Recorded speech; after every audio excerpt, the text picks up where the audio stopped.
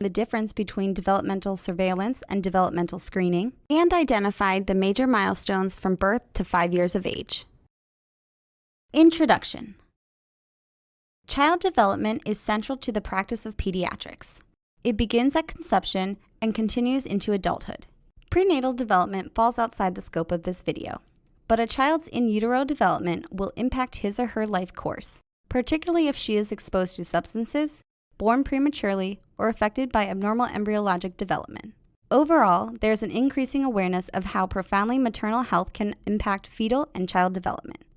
After birth, a child then progresses through subsequent stages of skill acquisition, which pediatricians like to call developmental milestones. Knowledge of what is happening and why at various stages help us support and foster the growth of each individual child, and to be able to recognize potential delays in development that might indicate a developmental concern.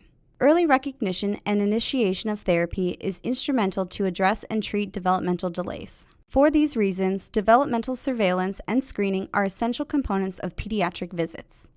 Developmental surveillance is a term used for the skilled observations made by the pediatrician of a child and their family that takes into account parental concerns and the child's developmental history. Developmental surveillance is ideally performed by every pediatrician at every visit. Developmental screening is a term for the use of a standardized, objective measure that is given to the parent to assess development. Developmental screening is recommended at least 3 times, at 9, 18, and 24 months. Autism-specific screening with the Modified Checklist for Autism in Toddlers is typically performed at both 18 and 24-month visits. Other screening tools, such as the parent's evaluation of developmental status, can also be given at each well-child visit. A child with one predictive concern is 8 times more likely to have needs eligible for services, such as speech or occupational therapy. If 2 concerns, the child is 20 times more likely to be eligible for services. Now that you have a brief overview of the importance of monitoring child development, let us follow the development of one child, acknowledging that we are only hitting the surface of all that is happening at each age, but attempting to give you high-yield points you should know. As you work to learn these milestones, consider why development is occurring at each stage and how achieving a milestone allows the child to eventually move on to the next stage of development. Milestones fall into the categories of language, social, emotional, motor, and cognitive development. Newborn to 1 month. A newborn infant spends most of her time eating and sleeping. She should alert to sound, suck in a coordinated fashion, and fix her gaze on a face. The newborn cries to make her needs known, and ideally, these needs are met by the caregiver. Discuss with caregivers how newborns learn by hearing parents speak to them and examining their faces. This is a good time to talk about attachment and to promote the important role of the new parent in a child's development. Following the newborn visit, the child visits the pediatrician at 2, 4, and 6 months. What should that child be doing? 2 months. At 2 months, she is lifting her head when prone. She now has a social smile, can track horizontally with her gaze, and can stay alert for longer periods of time. 4 months. At 4 months, the child wants to engage with her environment more. This is how she will learn and gain motor skills. To allow that to happen, the atonic neck reflexes fade at 4 months and allows her to roll from front to back. She is making sounds to communicate, laughs, and orients to a parent's voice. Cognitive skills are gained through sensory motor exploration, so she loves looking around at the environment. At this point, she can bring her hands to midline and her fist will hold onto a toy tightly that she then might put in her mouth. Now that a child is rolling, falls are more of a risk. Advise parents to never leave a baby unattended on a bed or couch. 6 months. At 6 months, she masters the ability to sit with support and begins to babble with consonants. She reaches for caregivers and for toys and will transfer a toy from one hand to the other. She is really eager to explore, and all of her primitive reflexes should be gone. Persistent primitive reflexes beyond 6 months is a red flag and warrants further evaluation. It is a good time to start child-proofing the home as the child is starting to move around more and explore the environment. 9 months. At 9 months, sitting is getting boring, and she needs to pull to stand and cruise as she prepares to walk. She will now turn her consonant sounds into mama, or dada, nonspecifically. She can use an immature pincer grasp to explore items or to pick up simple foods and put them in her mouth. She can turn the pages in a board book. Cognitively, she realizes that when she drops something, it doesn't just vanish, but objects have permanence. Thus, she is also developing emerging separation anxiety, realizing that mama and dada still exist even though they aren't in the room. Since the child is picking up smaller objects, this is a good time to discuss choking risks. This also is the time for talking about separation anxiety. 12 months.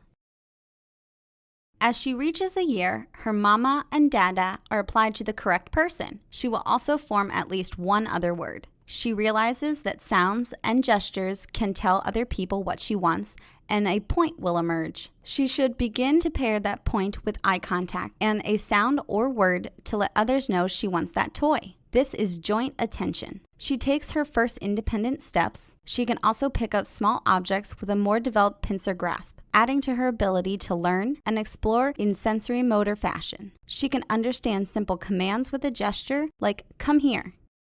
Hand preference before age 1 is a red flag, as this might indicate decreased strength or tone on one side, suggesting an underlying neurologic deficit. Another red flag is minimal response to name. 15 months. She refines her early language, motor, and cognitive skills by expanding to a 3 to 6 word vocabulary, pointing not only to show what she needs, but also just to share her interest and showing things to her parents. She is more able to feed herself with a spoon and can use a cup. She is refining her walking skills, stoops and recovers, and also likes to scribble, so keep the markers away from the furniture. It's a good time to discuss how to handle tantrums. These are a normal way that a child can express her sense of independence. No words and no pointing are red flags at this age. 18 months.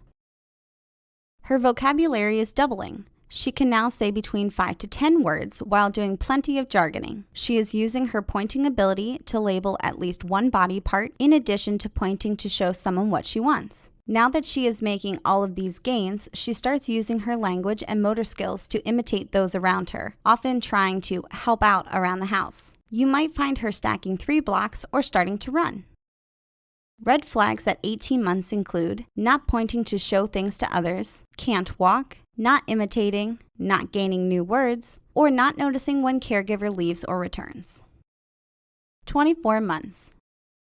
2 years is a big time. She really wants to increase her independence. So what does she need to do? She is putting 2 words together. She has about 50 words to choose from, but only 50% understood by others. She is following 2-step commands and going up and down stairs 2 feet at a time while holding onto a railing. She is feeding herself with 2 utensils, a spoon and a fork, and jumping with 2 feet off the floor and realizes that 2 kids playing in parallel is pretty nice. She is turning thin pages and drawing lines. Her block tower has doubled to 6 blocks high.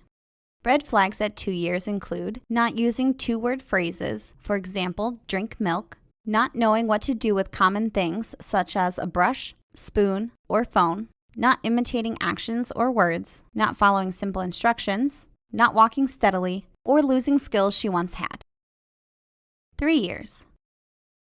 At her next birthday, she has places to go such as up or down stairs with alternating feet or via pedaling a tricycle. She is drawing circles and her cube tower has tripled to 9 blocks high, and she can build a 3-block bridge to add to her castle. She is using pronouns correctly, and thankfully a stranger can understand 75% of her language, which consists of 3-word sentences. She can put on her shoes and undress herself and brush her teeth with help. She knows her name and age and can name colors. She is interacting in group play and taking turns. Play becomes more imaginative as children seek to understand the world around them and explore it with other children. She is most likely toilet trained during the day.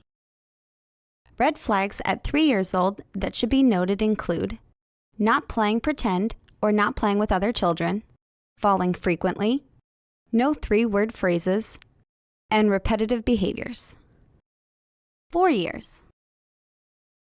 Her drawing skills now include a 4-sided square or a cross, and she can hop on 1 foot. She can manipulate buttons. She is fully understood by strangers and is answering what and when questions. She knows how to follow the rules in a game or in play such as a simple board game. She knows at least 4 colors.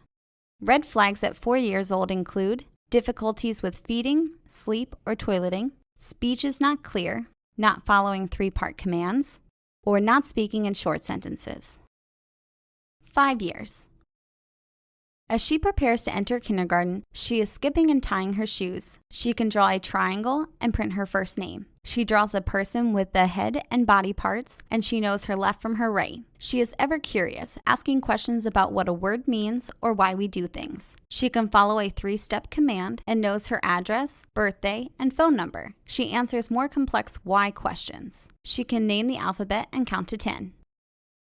Red flags to look out for 5 years include: cannot perform basic tasks independently, such as getting dressed, difficulty attending to an activity for more than 5 minutes, not talking about daily activities or experiences, or extreme behavior, unusually fearful, aggressive, shy, or sad. Summary. As you can see, child development is an ongoing, nuanced process. We hope that this video introduces you to some of the key milestones with which you should be familiar, but more importantly, to why these milestones are important. Thank you for watching this video.